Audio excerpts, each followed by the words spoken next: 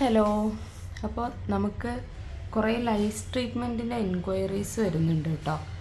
അപ്പോൾ lies treatment ചെയ്യാന്ന് പറയുമ്പോൾ നമ്മൾ ജസ്റ്റ് ഇത് ഈ ഒരു കോംബ് വെച്ചിട്ടാണ് ചെയ്യുന്നത്. ഇതാണ് അതിൻ്റെ മെഷീൻ. ഓൺലൈനിലൊക്കെ നിങ്ങൾ കണ്ടിട്ടുണ്ടാവും. പക്ഷേ ഇതിൻ്റെ ശരിക്കും എങ്ങനെ യൂസ് ചെയ്യാമെന്ന് പലർക്കും അറിയില്ല. അതുകൊണ്ടാണ് ഇതിൽ കുറേ പേർക്ക് യൂസ് ചെയ്തിട്ട് ശരിയാവുന്നില്ല, കറക്റ്റായിട്ട് വരുന്നില്ല എന്നൊക്കെ പറയുന്നുണ്ടായിരുന്നു. അപ്പോൾ ഒരുപാട് ദൂരത്തു നിന്നൊക്കെ നമുക്ക് ഒരുപാട് എൻക്വയറീസൊക്കെ വരുന്നുണ്ട്. അപ്പോൾ അങ്ങനെ ദൂരത്തു നിന്നൊക്കെ ഇതുവരെ വരിക എന്ന് പറയുമ്പോൾ അവർക്കും കുറച്ച് റിസ്ക് ആയിരിക്കും. അപ്പോൾ അതുകൊണ്ട് ഞാൻ ഈ മെഷീൻ എങ്ങനെയാണ് യൂസ് ചെയ്യുക, ഇതെങ്ങനെയാണ് അതിൻ്റെ പ്രോപ്പറായിട്ടുള്ള മെഷീൻസ് എങ്ങനെയാണെന്നൊക്കെ ഞാൻ കാണിച്ചു തരാം. ഇതാണ് കോംബ്. ഇതിൽ നമുക്ക് വാക്കം വഴിക്കാണ് നമ്മൾ ഇതിനെ ലൈസിനെയൊക്കെ സക്ക് ചെയ്തെടുക്കുന്നത് കേട്ടോ. ഇതിൽ ഈരം കംപ്ലീറ്റ് ആയിട്ട് വരും. അപ്പോൾ കുറേ ഉണ്ടെന്നുണ്ടെങ്കിൽ ഒന്നോ രണ്ടോ ഇത് ചെയ്യേണ്ടി വരും. അല്ലാന്നുണ്ടെങ്കിൽ ജസ്റ്റ് ഒറ്റ തവണ ചെയ്താൽ മതി. ഇതാണ് ആ മെഷീൻ.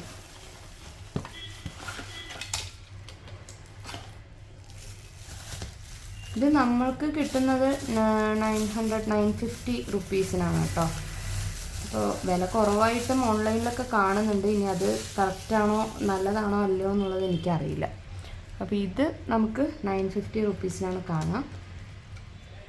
ഇതാണ് അതിൻ്റെ മെഷീൻ വരുന്നത്. ഈ ഭാഗത്തു നിന്നാണ്, ഇതിൻ്റെ ഉള്ളിൽ നിന്നാണ് സക്ക് ചെയ്തെടുക്കുന്നത്. ഇതാണ് അതിൻ്റെ കോംബ് വരുന്നത്. ഇത് ഇതിലോട്ട് ഫിക്സ് ചെയ്യണം കേട്ടോ. അതിന് മുന്നേ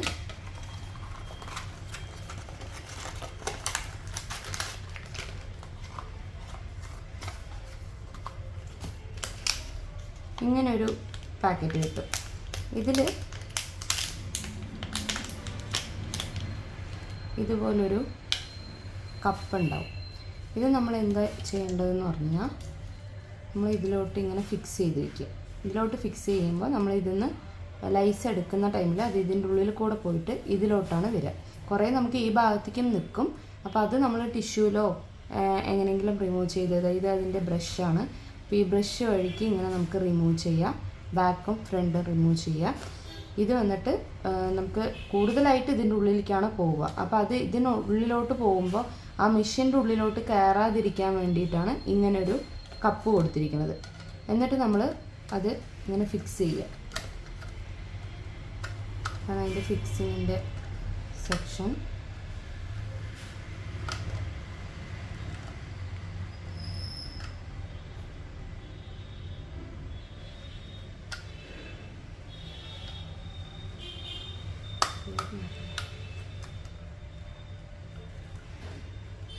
ഓക്കെ, ഇങ്ങനെയാണ് അതിന് ഫിക്സ് ചെയ്യേണ്ടത്. ഈ ആരോ മാർക്കിൻ്റെ ആ ഭാഗത്തോട്ട് കയറ്റുക. എന്നിട്ട് അത് ഈ ലോക്കിൻ്റെ ഭാഗത്തോട്ട് ഈ ആരോ മാർക്ക് കൊണ്ടുവരിക. അപ്പോൾ പിന്നെ അത് ഊരി വരില്ല കേട്ടോ. എന്നിട്ട് നമ്മൾ നോർമലായിട്ട് ഫ്ലഗ് പോയിൻ്റ് അതിൽ കുത്തുക. എന്നിട്ട് ഇതിൽ ഓൺ ചെയ്യുക. ഇതിൽ ഓൺ ചെയ്യുമ്പോൾ ഇതിനുള്ളിൽ ലൈറ്റും കത്തും, ഒരു സൗണ്ടും വരും. അപ്പോൾ നമ്മൾ എന്നിട്ട് മുടിയിൽ ഇങ്ങനെ പിടിച്ചിട്ട് കോംബ് ചെയ്ത് കൊടുക്കുക. ഇതാണ് മെഷീൻ്റെ സംഭവം.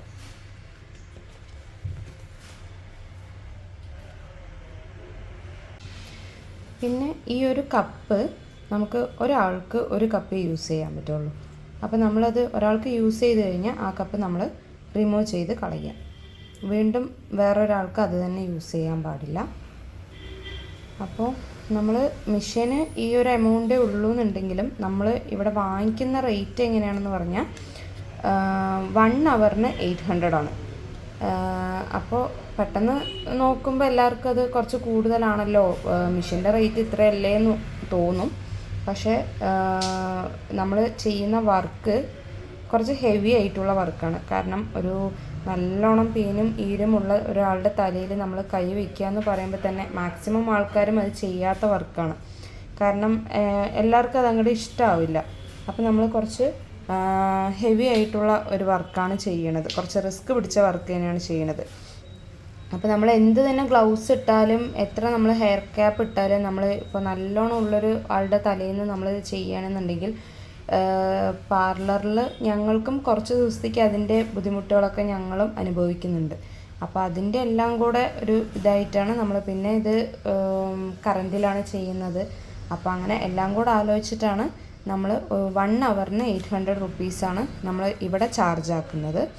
അപ്പോൾ അങ്ങനെ ചോദിച്ചിട്ട് കുറേ പേര് വിളിക്കുന്നുണ്ട്. സാധാരണ ആരും റേറ്റ് അങ്ങനെ ഞാൻ കുറേ യൂട്യൂബേഴ്സിനെ കണ്ടിട്ടുണ്ട്, പക്ഷെ ആരും അങ്ങനെ റേറ്റ് പറയുന്നത് ഞാൻ കണ്ടിട്ടില്ല. പക്ഷേ നമ്മൾ റേറ്റും കൂടെ പറയുകയാണ്. അപ്പോൾ നമ്മൾ 1 ഹവറിന് 800 ആണ്. അത് 2 ഹവർ ആയി എന്ന് പറഞ്ഞാൽ 1600. അങ്ങനെ ഓരോ മണിക്കൂറിനും ചാർജ് കൂടും. അങ്ങനെയാണ്. പിന്നെ ഹെയർ വാഷ് നന്നായിട്ട് ചെയ്തിട്ട് വേണം ഇത് ചെയ്യാനായിട്ട്. അപ്പോൾ വെറ്റ് ഹെയറിൽ ചെയ്യുകയാണെങ്കിൽ ഒന്നുകൂടെ നല്ലതായിരിക്കും.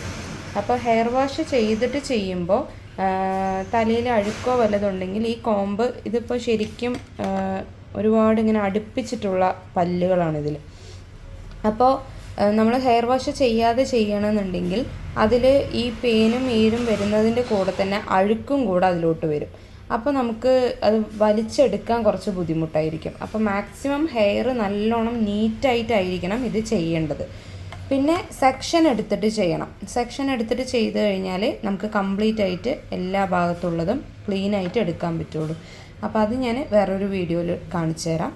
അപ്പോൾ ജസ്റ്റ് കോമ്പിൻ്റെ ആ ഒരു ഇത് ഞാൻ കാണിച്ചു തന്നതാണ്.